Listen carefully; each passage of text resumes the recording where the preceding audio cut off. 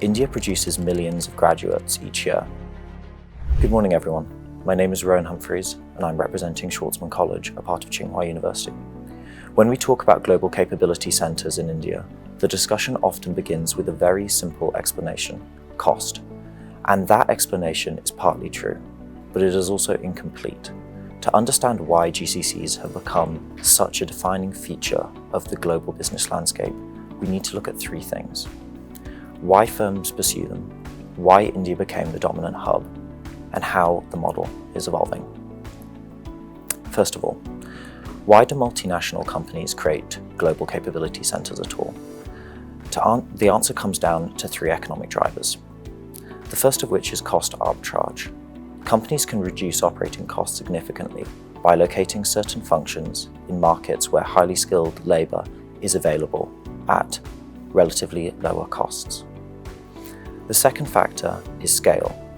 India produces millions of graduates each year, creating a labour market deep enough to support large, complex global operations. The third factor is control. Unlike traditional outsourcing, captive GCCs, global capability centres, allow companies to retain control over processes, intellectual property, and institutional knowledge, vital in the modern world. Second, why specifically India? Again, three structural advantages stand out. The first of which is language and global compatibility.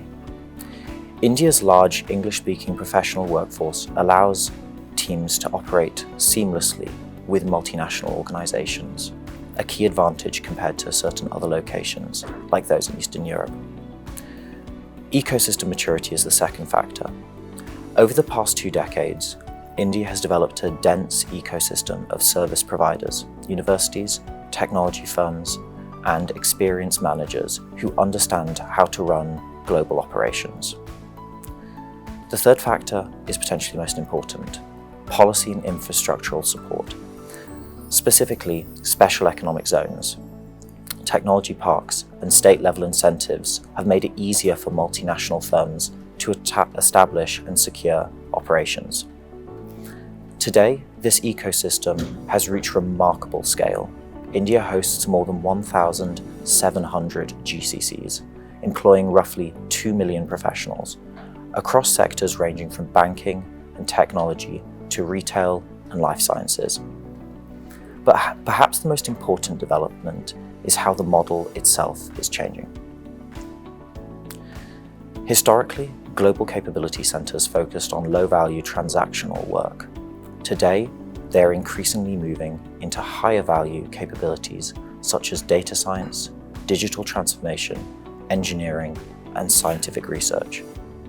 In the life sciences sector, for example, many global pharmaceutical companies, such as Novartis, are now producing local regulation, analytics, R&D support capabilities in India. Looking forward, the question is not whether global capability centres will remain important. The question is what kind of work they will own. The centres that focus purely on cost face pressures from automation and artificial intelligence. But the centres that are moving towards higher value knowledge work will become deeply embedded in global innovation systems. In other words, India's global capability centres story begins with cost, but its future will be defined by capability. Thank you.